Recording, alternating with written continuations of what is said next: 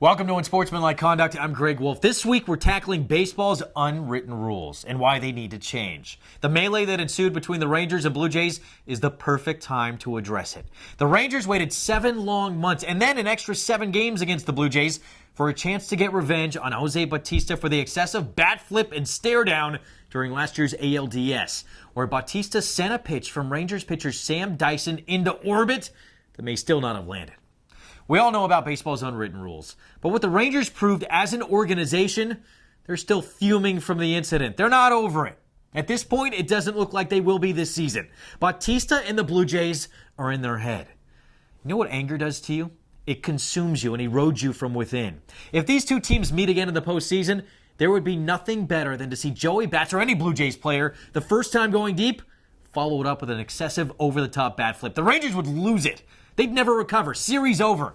Because they can't let that bat flip go. Maybe when Bautista's ALDS home run finally leaves that other orbit system and lands back on Earth, then Rougned Odor and company will finally be able to exhale and put this behind them. Because they haven't yet. They're angry. You know what Ben Franklin said about anger? Anger is never without a reason, but seldom with a good one. Let it go. Even more sad than the Rangers going after Bautista 7 months later was waiting 7 games and not only waiting into their final regular season game against Toronto, but also Bautista's final regular season at bat against them to exact their revenge. Toronto skipper John Gibbons was right on point, calling it gutless. And it was. It showed the Rangers, if this beating was intentional, are scared of a fight. They don't want to face the pushback. I will give Rougned Odor credit, though, and so did Bautista, by the way. He landed a good punch. Much better than his earlier efforts.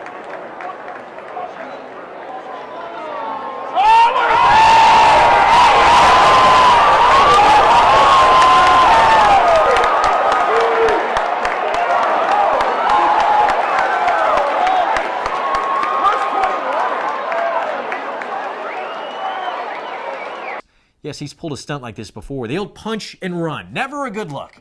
That was like watching a Floyd Mayweather fight and wishing you could get your pay-per-view money back. Okay, actually, that had a lot more action than a Mayweather fight. My apologies to Odor. But baseball isn't in the fight business. Odor was out of line, and he may have landed a nice lick, but Bautista stayed on his feet and landed this shot back. Got me, and he got me pretty good, so I have to give him that, but it takes a little bit of a bigger man, I guess, to knock me down. I'm sort of in the camp that punching someone in the face in any work environment is a tad bit over the top. Odor will now have some time to reflect. Suspended 8 games by Major League Baseball. But to me, no question, it should have been more. Especially when factoring in this, his response when asked if he regretted his actions. Do you regret anything that happened? No. Why not? It's part of the game. Yeah, other baseball analysts have argued it possibly should have been 10 games. No. It should have been 15 to 20. Punches should not be thrown in the workplace. A message needed to be sent. If someone did this in an office setting, they'd be fired and likely put in jail. And remember, it's not the first time Odor has come out swinging. That should have been factored in.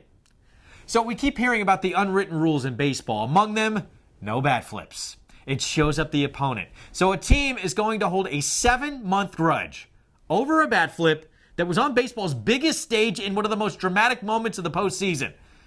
The NFL can afford to be called the No Fun League with its actual rules. Why? Because the game is actually fun to watch.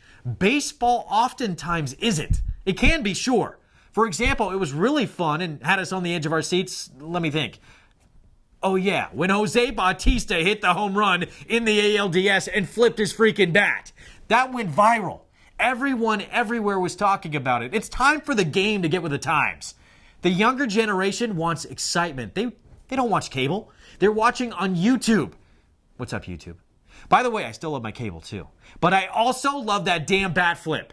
And I'm not a Toronto fan at all. And I grew up watching baseball from birth and love it. And whether you hated it or loved it, it elicited a strong reaction. It generated conversation. Baseball needs to embrace that. Baseball keeps worrying about making the game go faster. They should also be worried about making it fun, because it's not exactly excitement central right now. I love it. I grew up with it. But sadly, attention spans are dwindling these days. And anything that can add drama is a good thing. Bat flips qualify. I would think punches to the face aren't what baseball is looking for. You know, in Japan and Korea, bat flips aren't just accepted, They've become an art form. Japan, a culture built on honor and subtlety where people bow to each other in public. Now, I've been there. It was awesome. Konnichiwa. But no, baseball won't allow it. If you flip a bat after a home run, you're getting plunked.